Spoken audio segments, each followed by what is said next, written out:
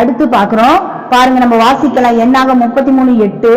ஈரோத்தை விட்டு புறப்பட்டு சமுத்திரத்தின் நடுவாய் கடந்து வனாந்திரத்துக்கு போய் ஏத்தாம் வனாந்திரத்திலே 3 நாள் பிரயாணம் பண்ணி மாறாவிலே பாளையம் இறங்கினார். இந்த மாறால என்னன்னா, மாறானா கசப்பு.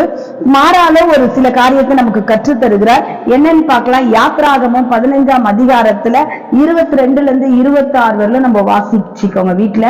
இங்க என்ன கத்து கொடுக்கிறாருன்னா, 25 நான் வாசிக்கிறேன். மோசே கர்த்தரை நோக்கி கூப்பிட்டான். அப்பொழுது கர்த்தர் மோசேக்கு ஒரு மரத்தை காண்பித்தார். அதை அவன் தண்ணீரிலே போட்ட உடனே அது மதுரமான தண்ணீராயிற்று. அங்கே அவர்களுக்கு ஒரு நியாயத்தையும் கட்டளையிட்டு அங்கே அவர்களை சோதித்து. பாருங்க, அந்த மாறா கசப்பு நிறைந்தது.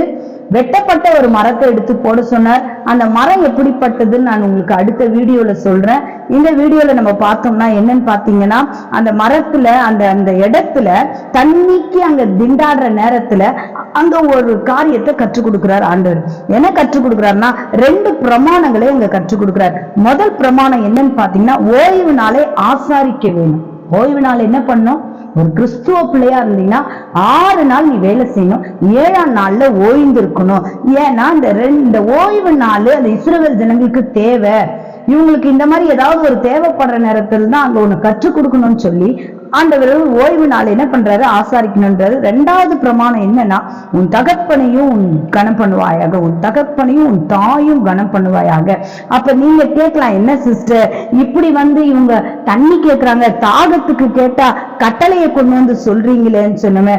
அப்ப இன்னைக்கு ஆவியானவர் உங்களுக்கு அந்த கசப்பான இடத்துல, அந்த தாகமா இருக்கிற இடத்துல கர்த்தர் உங்களுக்கு சொல்லி கொடுக்கிற காரியம். நிறைய பேர் இன்னைக்கு கிருபையின் காலத்துல இருக்குதுனால நிறைய பேர் பவுல் நமக்கு சொல்லிட்டாரு, கிருபையின் காலம் நியாயப்பிரமாணம் இல்லைன்னு சொல்றாங்க. அப்படி இல்ல, அங்க 2 காரியத்தை வச்சாரு. பிரமாணமே கிடையாது, பவுல் நமக்கு எடுத்துட்டாரு நியாயப்பிரமாணம். ஆனா நியாயப்பிரமாணம் இருக்கு. அதை ஒரு நாள் உங்களுக்கு அடுத்த வீடியோல நாங்க சொல்றோம். நியாயப்பிரமாணம் எதை பவுல் விட சொன்னாரு, எதை விட சொல்லன்னு. அப்ப பாருங்க, மொத்தமே 613 பிரமாணத்துல அவர் என்ன பண்றாரு? முதல் பிரமாணம் ஆவிக்குரிய கட்டளை, 2வது பிரமாணம் சமுதாய நல கட்டளையே கர்த்தர் கை கொள்ள சொல்றாரு. அப்ப இன்னைக்கு நம்ம கத்துக்க வேண்டியது என்னன்னு பார்த்தா, ஓய்வு ஆராதனையே ஆசாரிக்கணும். நீங்க கர்த்தர் அந்த இடத்துல மாறாவுல இருந்து பயங்கர முறுமுறுக்குறாங்க, தண்ணி கிடையாது. அந்த மரம் எப்படிப்பட்டதுன்னு அடுத்த வீடியோல நான் உங்களுக்கு சொல்றேன்.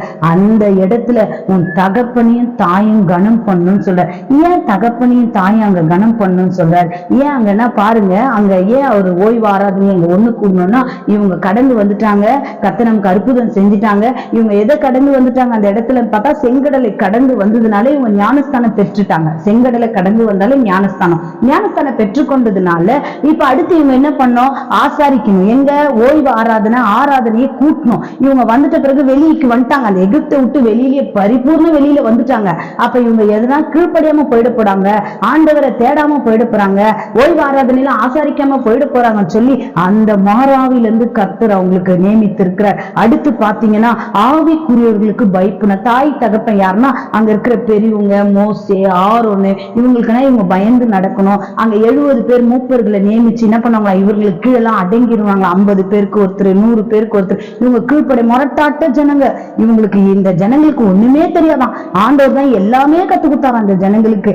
அப்ப இந்த முரட்டாட்ட ஜனம் அவங்க கீழ்ப்படியாம போயிட போறாங்க. இன்னைக்கு நம்ம அதுல இருந்து என்ன கத்துக்கிறோம்னா, ஓய்வு ஆராதனை ஆசாரிக்கணும். 2வதாக உங்களுக்கு ஆவிக்குரிய தாய் தகப்பனா, உங்க ஊழியக்காரா, சபையாரே யார் இதை கேட்டுக்கொண்டிருக்கீங்களோ, உங்க ஊழியக்காரங்களை கனப்படுத்துங்க, உங்க ஊழியக்காரங்களை கீழ்ப்படிந்து நடங்க. இது பிரமாணம், இது கர்த்தர் கொடுத்த ஒரு மகா பிரமாணம். இது உங்களுக்கு ஆவிக்குரிய ஜீவிதத்துல தாய் தகப்பனா இருக்கலாம், மாம்சக்குரிய ஜீவிதத்துல தாய் தகப்பன் இருக்கலாம், உங்களுக்கு பெரியவங்க இருக்கலாம். அவங்களுக்கு நீங்க கீழ்ப்படிந்துதான் ஆகணும்.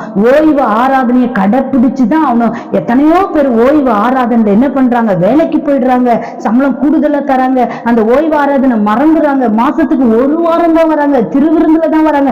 அப்படியெல்லாம் ஆசாரிக்க கூடாது. கர்த்தர் நானே கர்த்தர்ன்னு சொல்றாரு. அப்ப அந்த பிரமாணத்தை நீங்க கற்றுக்கங்க. கர்த்தர் உங்களோட கூட இருந்து உங்களை நடத்துவாராக. தேவனுக்கு கட்டுப்பாடா நடங்க. அப்ப ஆண்டவர் அங்க சொல்லி கொடுத்த, அந்த ஜனங்களுக்கு சொல்லி கொடுத்த காரியம் இதுதான். என்னன்னு பாத்தீங்கன்னா, அந்த காரியம் என்ன பண்ணணும்? அந்த மாறாவுல 2 பிரமாணத்தை சொல்லி கொடுத்தார். இன்னைக்கு உனக்கு எனக்கு அந்த 2 பிரமாணம் கடைபிடிச்சு நடத்திருக்கிற ஆண்டவரே. அப்ப அந்த மாறாவுல கத்து கொடுத்தீரு, 2 பிரமாணம் கத்து கொடுத்திருக்கீங்க. ஓய்வு நாள ஆசாரிக்கணும், அடுத்ததாக ஆண்டவரே தாய் தகப்பனை கனம் பண்ணும். அது உங்க பெரியவங்களா இருக்கட்டும், சபை ஊழியக்காரா இருக்கட்டும், உங்க அப்பா அம்மாவா இருக்கட்டும், இந்த பிரமாணத்தை கத்து கொடுத்துருக்கீங்க. எங்களுக்கும் அதுதான் ஆண்டவரே. இந்த நாள்ல ஆண்டவரே அந்த மாறாவோட அந்த மரம்னா என்னன்னு நாங்க அடுத்த வீடியோல சொல்றோம்ப்பா. இந்த நாளை ஆசீர்வதிங்கப்பா. அதை கற்றுக்கொண்டு அதன்படி நடக்க எங்க கிருபை செய்யப்பா. என் ஜெபங்களை எடுக்கிற நல்ல பிதாவே, ஆமென்.